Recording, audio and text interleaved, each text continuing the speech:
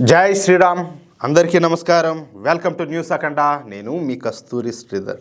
మిత్రులారా, కర్ణాటక రాష్ట్రానికి సంబంధించినటువంటి ఒక మంచి అప్డేట్ అయితే తీసుకొచ్చిన ఈ న్యూస్ తప్పనిసరిగా మీకు నచ్చుతుంది. ఓకేనా? మన దక్షిణ భారతదేశంలోని ప్రధానమైనటువంటి రాష్ట్రాలలో ఈ కర్ణాటక కూడా ఒకటనమాట.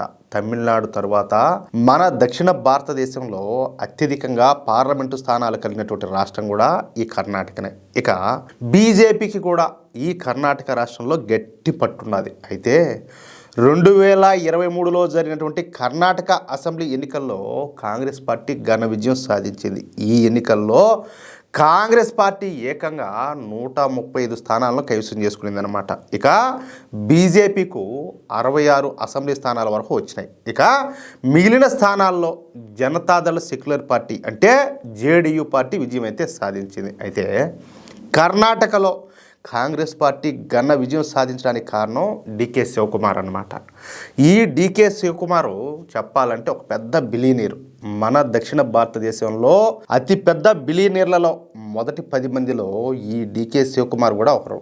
2023కు ముందు కర్ణాటకలో బీజేపీ ప్రభుత్వం అయితే ఉండేదన్నమాట. అయితే డీకే శివకుమార్ అప్పట్లో కాంగ్రెస్ పార్టీ అధ్యక్షుడిగా ఉండేవాడు అనమాట. దీంతో ఈ డీకే శివకుమారు తన డబ్బు బలంతో కర్ణాటకలోని మీడియా మొత్తాన్ని కూడా తన చెప్పు చేతల్లోకి తీసుకున్నాడు. అంతేకాకుండా సోషల్ మీడియాలో ఒక పెద్ద టీంని ఏర్పాటు చేసుకున్నాడు. ఇక ఈ సోషల్ మీడియా ద్వారా అలాగే మెయిన్ స్ట్రీమ్ మీడియా ద్వారా పెద్ద ఎత్తున బీజేపీ ప్రభుత్వానికి వ్యతిరేకంగా వార్తలను అయితే ప్రచారం చేయించేవాడు. కర్ణాటకలోని బీజేపీ ప్రభుత్వ ప్రాజెక్టుల్లో 40% కమిషన్లు తీసుకునిందని చెప్పి తప్పుడు ప్రచారాలన్నీ కూడా చేయించాడు. దీంతో కర్ణాటకలోని అప్పటి బీజేపీ ప్రభుత్వానికి పెద్ద ఎత్తున చెడ్డపేరంతా కూడా వచ్చి 2023 ఎన్నికల్లో బీజేపీ అయితే ఓడిపోయింది. అదే సమయంలో కాంగ్రెస్ పార్టీ అక్కడ ఘన విజయం సాధించింది. కాంగ్రెస్ పార్టీ ఘన విజయం సాధించడానికి కారణం ఈ డీకే శివకుమారే. పెద్ద ఎత్తున చెప్పా కదా, ఈ డబ్బులంతా ఖర్చు పెట్టి ఈ మీడియాలోను సోషల్ మీడియాలోను పెద్ద ఎత్తున ప్రచారం చేయించడం మూలంగానే అప్పటి కాంగ్రెస్ పార్టీ ఘన విజయం సాధించగలిగింది. అంటే ఈ విజయంలో రాహుల్ గాంధీ పాత్ర అయితే 0 అని చెప్పి చెప్పుకోవచ్చు. ఇక్కడ ఒక మాట మనం ఖచ్చితంగా మాట్లాడుకోవాలి. ఇప్పుడు చూడండి, ఈ కర్ణాటక విషయానికి వస్తే అక్కడ డీకే శివకుమార్ కనపడుతున్నాడు, ఆయన హ్యాండ్ కనపడుతుంది బలంగా. ఇక్కడ తెలంగాణ విషయానికి వస్తే రేవంత్ రెడ్డి గారు కనపడుతున్నారు. ఇట్లా ఒక్కొక్క స్టేట్లో ఒక్కొక్కరు పాత్ర ఉండదు. అంతేగాని ఇక్కడ రాహుల్ గాంధీ గొప్పతనం మరొకరు గొప్పతనం ఏడేం లేదు. అర్థమవుతుందా?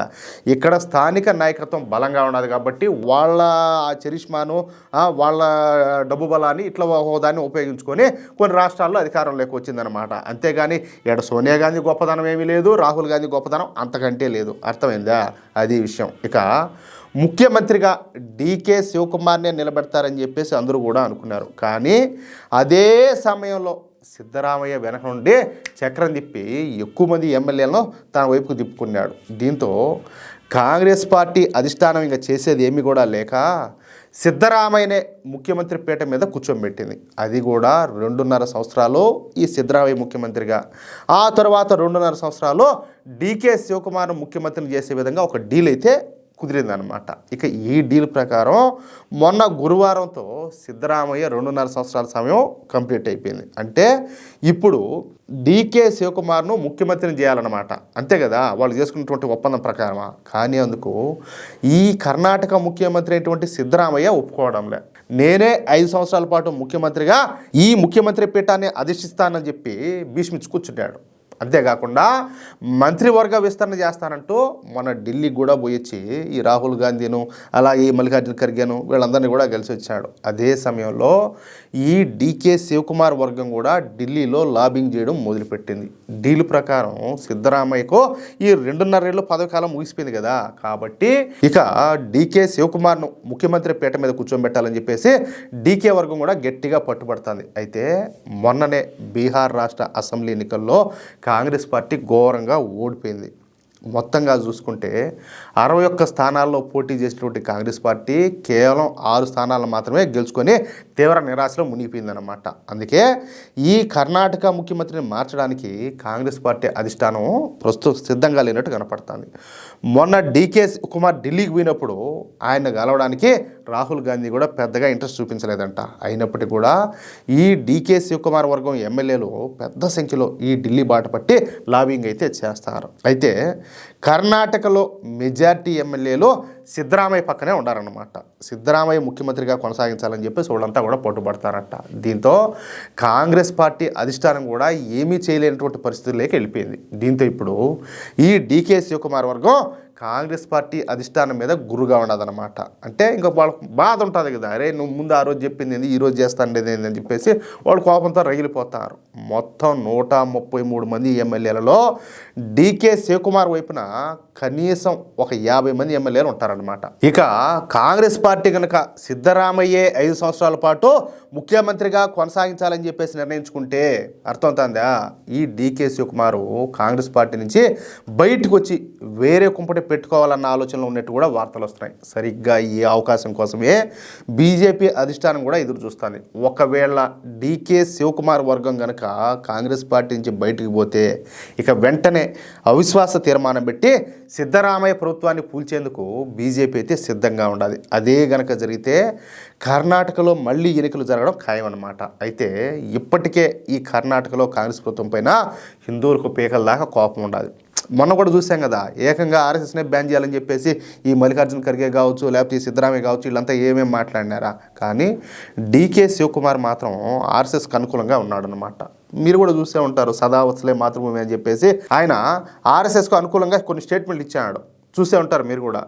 కర్ణాటక హిందువులు ఇప్పుడు అవకాశం కోసం ఎదురు చూస్తారు. ఈ సమయంలో ఎన్నికలు కనుక జరిగితే ఇక కాంగ్రెస్ పార్టీ ఘోరమైనటువంటి పరాజయాన్ని మూటగట్టుకోవడం ఖాయం. అంతేకాకుండా భారతీయ జనతా పార్టీ ఖచ్చితంగా ఘన విజయం సాధిస్తుందన్నమాట. అదే సమయంలో ఈ డీకే శివకుమార్ను కూడా తన వైపు తీసుకురావాలని చెప్పేసి బీజేపీ ప్రయత్నం చేస్తున్నట్టుగా కనపడుతుంది. ఎందుకంటే గత 2 సంవత్సరాల నుంచి ఈ డీకే శివకుమార్కు కాంగ్రెస్ పార్టీలో అన్నీ కూడా అవమానాలే ఎదురవుతున్నాయి. దీంతో ఈ డీకే శివకుమార్ కూడా అన్నీ మర్చిపోయి బీజేపీలో చేరడమో లేక బీజేపీకి బయట నుంచి మద్దతు ఇవ్వడమో చేసేటటువంటి అవకాశం అయితే ఉండాలి. ఏది ఏమైనప్పటికీ కూడా కర్ణాటకలోని సిద్ధరామయ్య ప్రభుత్వం 5 సంవత్సరాల పాటు పరిపాలించడం మాత్రం ఖచ్చితంగా జరిగే పని అయితే కాదు. వీళ్ళు ఊరికే ఉండరు, అర్థమవుతుందా? అదైతే అసాధ్యమే.